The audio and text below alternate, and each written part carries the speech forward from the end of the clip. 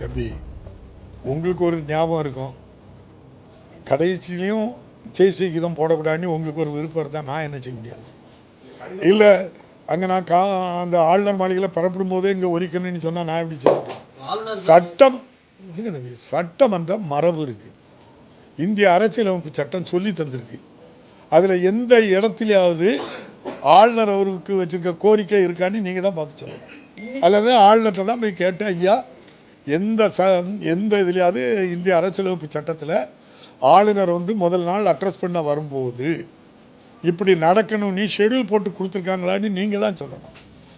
தமிழ்நாடு தமிழ் கலாச்சாரம், பண்பாடு, தமிழருடைய நாகரிகம், தமிழ் மொழி அடையாளம் இருக்குது. அதுதான் நம்ம எல்லாருக்கும் அடையாளம். தமிழ் தாய் வாழ்த்து அது எல்லா இடங்களிலையும் இதான் நடக்குது. தமிழ்நாடு முழுவதும் எல்லா இடங்களிலையும் அரசு நிகழ்ச்சிகள் இதுதான் நம்ம பண்ணுறோம்.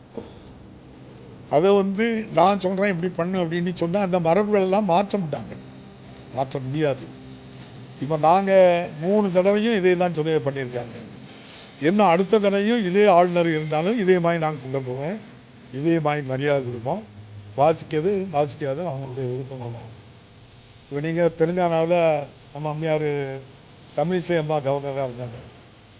கூட்டம் எப்படி நடந்து நீங்களே சொல்லுங்கள் தம்பி. எங்கள் அண்ணம்மா நான் என் வாயில் சொல்லக்கூடாது, நீங்கள் சொல்லுங்கள்.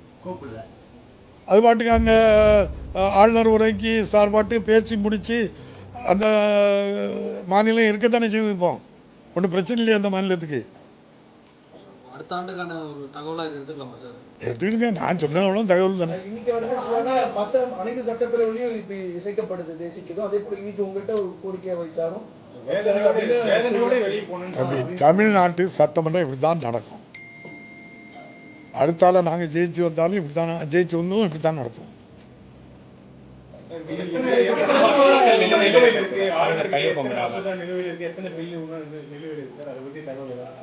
அது ஆளுநர்கிட்ட நிலுவையில் இருக்குது, நெகட்டிவ் பண்ணது இருக்குது, குடியரசுத் தலைவருக்கு அனுப்பினது இருக்குது. இவங்க முடிவெடுக்க வேண்டியது பிரைம் பில்லு இவங்க பாஸ் பண்ணியிருப்பாங்க. அதை திரும்ப சட்டமன்றத்தில் தீர்மானம் வச்சு திரும்ப கொண்டு போயிருப்போம். அதை கவர்னருக்கு பிரசிடெண்ட்டுக்கு அனுப்பியிருக்காங்க. அந்த விதி மீறல் சட்ட மீறல்லாம் கை வந்த கலையாக இருக்குது அந்த மாளிகையில். நாங்கள் என்ன செய்வோம்?